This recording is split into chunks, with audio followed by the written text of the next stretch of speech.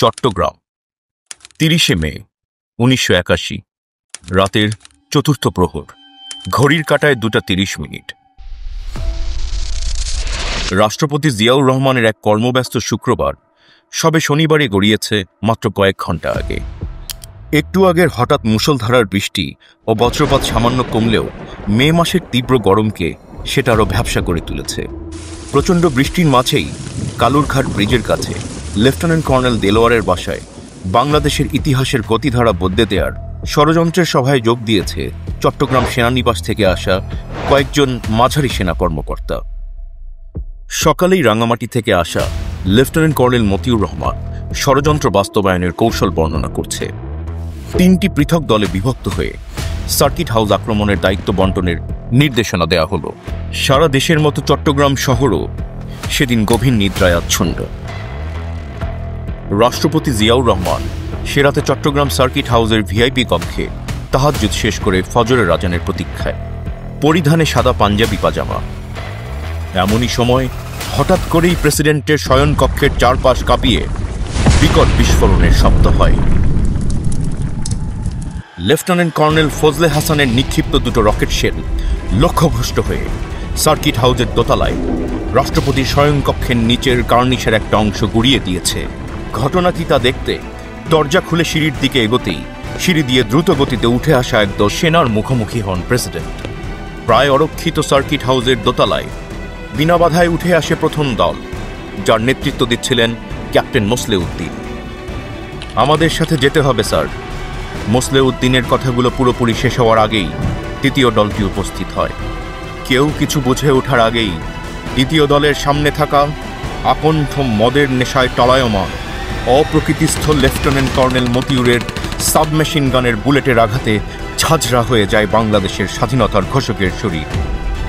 ঘাতক মতিউরের সাবমেশিন গানের বুলেট কেড়ে নেয় সারা বাংলাদেশের উন্নয়ন অগ্রগতির সকল স্বপ্ন।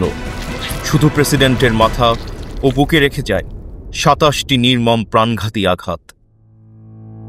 এমন আকস্মিক আক্রমণে হতভম্ব হয়ে পড়ে ঘাতক মতিউরের সঙ্গে আসা অন্য সৈনিকেরা। কিং কর্তব্যবিমূঢ় সেনাদল একরাশ অবিশ্বাস নিয়ে অতি দ্রুত নিচে নেমে গেল। এই ষড়যন্ত্রের পরিকল্পনায় প্রেসিডেন্টকে হত্যা করার কথা তো ছিল না। সিঁড়ির গোড়ায় পড়ে রইল রাষ্ট্রপতির নিথর দেহ।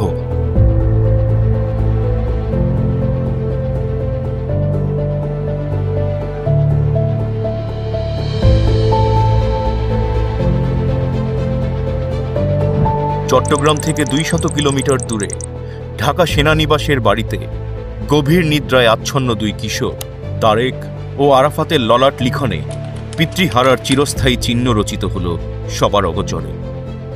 কাল সকালেই ফিরব ইনশাল্লাহ। বেগম জিয়াকে কয়েক ঘন্টা আগে দেয়া শেষ প্রতিশ্রুতি অপূর্ণই রয়ে গেল। এক মাতাল ঘাতকের বুলেটে বেগম জিয়ার জন্য নির্ধারিত হল এক দীর্ঘ বৈধব্য যাত্রার, তা তিনি জানতেও পারলেন না। মাত্র ২০ মিনিটের এক হঠকারী অভিযানে নিদ্রাচ্ছন্ন দেশবাসীর অগোচরে নিশ্চিহ্ন হল বাংলাদেশের সম্ভাবনার অগ্রযাত্রা। চট্টগ্রাম বাংলাদেশের স্বাধীনতা যুদ্ধ এবং শহীদ জিয়া একসাথে জড়িয়ে থাকা ৩টি অবিচ্ছেদ্য নাম। তরুণ মেজর জিয়া জীবনের মায়া তুচ্ছ করে তরুণী স্ত্রী আর শিশুপুত্রদের চরম বিপদগ্রস্ত করে দিয়েছিলেন স্বাধীনতার ঘোষণা। দায়িত্ব পালন করেছিলেন জেড ফোর্স এবং ১ নম্বর সেক্টর কমান্ডার হিসেবে। তিনি মনে প্রাণে বিশ্বাস করতেন চট্টগ্রাম তার দ্বিতীয় বাসস্থান। বগুড়ার বাগবাড়িতে জন্ম নেয়া এই ক্ষণজন্মা মানুষটি আজ নিথর পড়ে আছেন তার প্রিয় দ্বিতীয় বাসভূমিতে। সাগরের ঢেউ ছুঁয়ে সবুজ পাহাড়ের গা বেয়ে ভেসে আসা ভোরের স্নিগ্ধ হাওয়া পরশ বুলিয়ে যাচ্ছে তার প্রাণহীন দেহে। তারুণ্যের সন্ধিক্ষণে সকল ভয়কে জয় করে দৃঢ়চিত্তে স্বাধীনতার ঘোষণা দিয়ে দেশপ্রেমের সাথে সাহসিকতার যে প্রমাণ তিনি সেদিন বিশ্ববাসীকে দিয়েছিলেন, দেশের কোটি মানুষের ভালোবাসায় ধন্য হয়ে দেশ মাতৃকার মাটির সাথে নিজের উষ্ণ রক্তস্রোত একাকার করে আজ আবারও প্রমাণ করলেন দেশপ্রেমের শ্রেষ্ঠতম উদাহরণের নাম জিয়াউর রহমান। অথচ ২৯শে মের সকালটা ছিল অন্যরকম। চট্টগ্রাম বিএনপির এক অভ্যন্তরীণ দ্বন্দ্ব মেটাতে হঠাৎ করেই চট্টগ্রামে আসার সিদ্ধান্ত নিলেন দলের চেয়ারম্যান জিয়াউর রহমান। ইরাক-ইরান যুদ্ধ নিয়ন্ত্রণে আল কুদস কমিটির সভা বিলম্বিত করে চট্টগ্রামে এলেন তিনি। চট্টগ্রাম সেনানিবাসের পরিস্থিতি একটু ঘোলাটে। এই সতর্কতায় সামরিক গোয়েন্দা প্রধান জেনারেল মোহাম্মদ জান চৌধুরী তাকে চট্টগ্রাম যেতে নিষেধ করেছিলেন, কিন্তু প্রেসিডেন্ট জিয়া সেই সতর্কবাণী অগ্রাহ্য করলেন। গোয়েন্দা প্রধান দৃঢ়প্রতিজ্ঞ রাষ্ট্রপতিকে বিনয়ের সাথে অন্তত রাত্রি যাপন না করতে অনুরোধ করলেন। এই সতর্কতাও কাজে এলো না। একজন প্রকৃত মুসলমান হিসেবে তিনি সবসময় বিশ্বাস করতেন জন্মমৃত্যু সম্পূর্ণ পূর্বনির্ধারিত, এর অন্যথায় ক্ষমতা মানুষের নেই। বারবার মৃত্যুকে কাছ থেকে দেখা এক বীর সৈনিক স্বতঃস্ফূর্তভাবে যা করতেন, জিয়া সেদিন সেটাই করেছিলেন। প্রায় অরক্ষিত চট্টগ্রাম সার্কিট হাউসে গার্ড রেজিমেন্টের গুটি কয়েক সৈন্য আর দোতলায় দুজন দেহরক্ষী রাষ্ট্রপতি নিরাপত্তার জন্য মোটেও যথেষ্ট ছিল না। জিয়াউর রহমান বাংলাদেশ বিমানের নিয়মিত ফ্লাইটে চট্টগ্রাম পৌঁছালেন 29শে মে সকালে। সাথে ছিলেন বাংলাদেশ জাতীয়তাবাদী দল বিএনপির মহাসচিব অধ্যাপক বদরুদ্দোজা চৌধুরী, স্থায়ী কমিটির সদস্য আমেনা রহমান। বিমানবন্দরের অভ্যর্থনা লাইনে তিনি অনুপস্থিত দেখলেন চট্টগ্রামের জিওসি মেজর জেনারেল মঞ্জুরকে।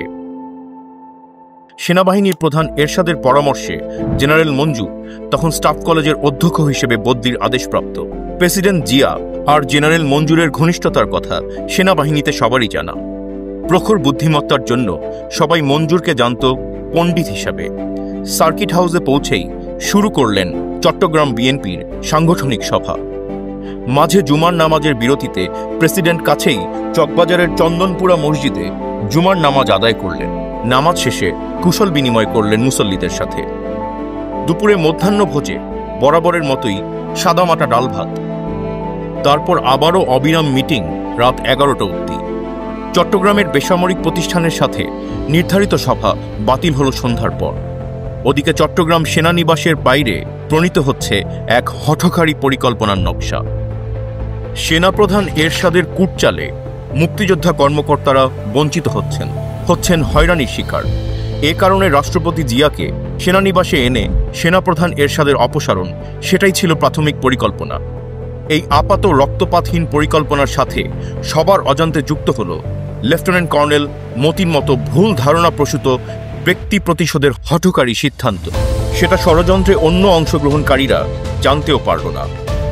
যুক্তরাষ্ট্রে উচ্চ সামরিক প্রশিক্ষণের জন্য তাকে বাদ দিয়ে কর্নেল শাখাওয়াতকে নির্বাচিত করার দায় রাষ্ট্রপতির উপরে চাপিয়ে সেনাপ্রধান এরশাদ কৌশলে লেফটেন্যান্ট কর্নেল মতিকে উত্তেজিত করেছিল অনেক আগে থেকেই। আপন